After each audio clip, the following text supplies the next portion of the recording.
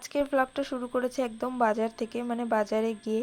ছুটিতে ছিলাম তো বাড়িতেই বসেছিলাম, আর সেরকম কোনো কাজ ছিল না। তো হঠাৎ করে মনে পড়লো যে যাই বাজারে যাই, যে এই দরকারি জিনিসগুলো আছে সেগুলো কিনে নিয়ে আসি। তো তাই জন্যই বাজারে চলে গেছিলাম। আগে যে জিন্সটা কিনেছি সেটা তোমাদের সাথে দেখানো হয়নি, জিন্স প্যান্ট অনেক কিছু কিনেছিলাম, তো সেগুলোও দেখানো হয়নি। নেক্সট টাইম কোনো ভিডিওতে তোমাদের দেখিয়ে দেবো যে আমি কি জিন্স কিনেছি।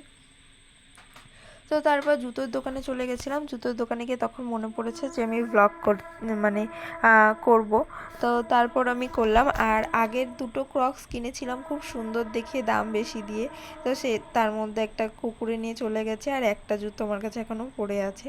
তো তারপর আমি এটিএম থেকে টাকা তুলে নিলাম, জুতো নিয়ে নিলাম, অনেক জামা প্যান্ট কেনা ছিল সেগুলোও নেওয়া হয়ে গেছে।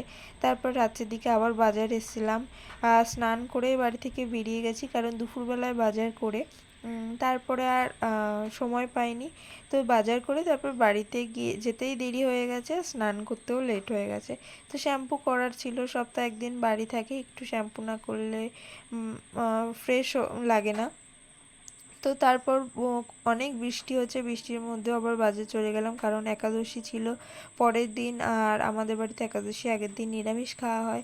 তো তাই জন্য একটু পনির নিয়ে নিলাম বাড়ির জন্য, আরও টুকিটাকি জিনিস কেনার ছিল সেগুলো নিয়ে নিলাম। তারপর তো বাড়িতে ফিরে গেলাম, আর বাড়িতে গিয়ে রাতের ডিনারটা সারলাম মাটন দিয়ে। মাটন, ও অনেক দিন পর মাটন দিয়ে খেলাম।